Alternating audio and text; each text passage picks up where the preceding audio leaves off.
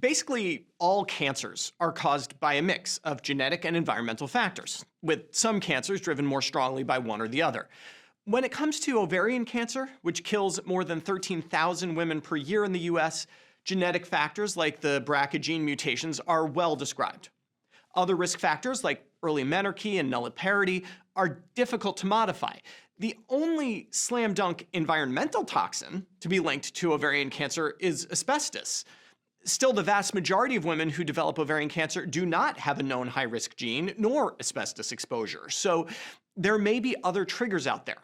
How do we find them? The answer may just be good old-fashioned epidemiology.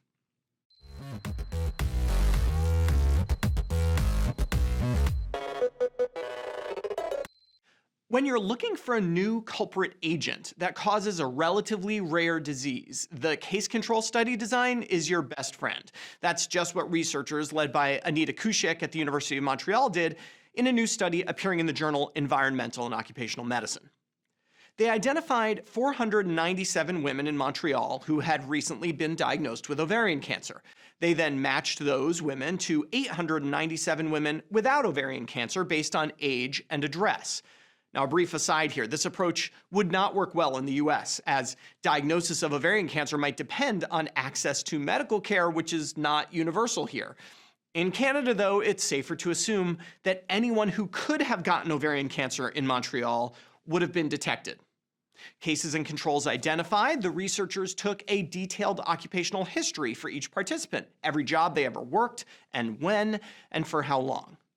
Each occupation was mapped to a standardized set of industries and, interestingly, to a set of environmental exposures, ranging from cosmetic talc to cooking fumes to cotton dust, in what is known as a job exposure matrix.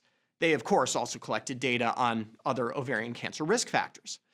After that, it's a simple matter of looking at the rate of ovarian cancer by occupation and occupation-associated exposures, accounting for differences in things like pregnancy rates.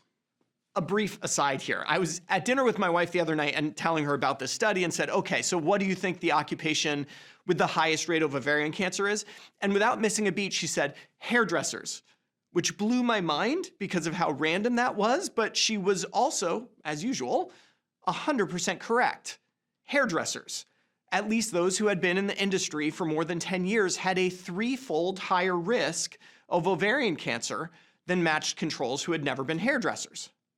Of course, my wife is a cancer surgeon, so she has a bit of a leg up on me here. Many of you may also know that there's actually a decent body of literature showing higher rates of various cancers among hairdressers, presumably due to the variety of chemicals they're exposed to on a continuous basis. The number 2 highest risk profession on the list, accountants, with about a 2-fold higher risk. Now, this one is more of a puzzler. It could be a false positive. After all, there were multiple occupations checked, and random error might give a few hits that are meaningless. But there are certainly some occupational factors unique to accountants that might bear further investigation, maybe exposure to volatile organic compounds from office printers, or just a particularly sedentary office environment. In terms of specific exposures, there were high risks seen with mononuclear aromatic hydrocarbons, bleaches, ethanol, and fluorocarbons, among others, but we have to be a bit more careful here. These exposures were not directly measured. Rather, based on the job category a woman described, the exposures were imputed based on the job exposure matrix. As such, the correlations between the job and the particular exposure are really quite high, making it essentially impossible to tease out whether it is, for example, being a hairdresser or being exposed to fluorocarbons as a hairdresser or being exposed to something else as a hairdresser that is the problem. But this is how these types of studies work. They tend to raise more questions than they answer. But in a world where a cancer diagnosis can seem to come completely out of the blue, they provide the starting point that someday may lead to a more definitive culprit agent or group of agents. Until then, it might be wise for hairdressers to make sure their workplace is well ventilated. For Medscape, I'm Perry Wilson.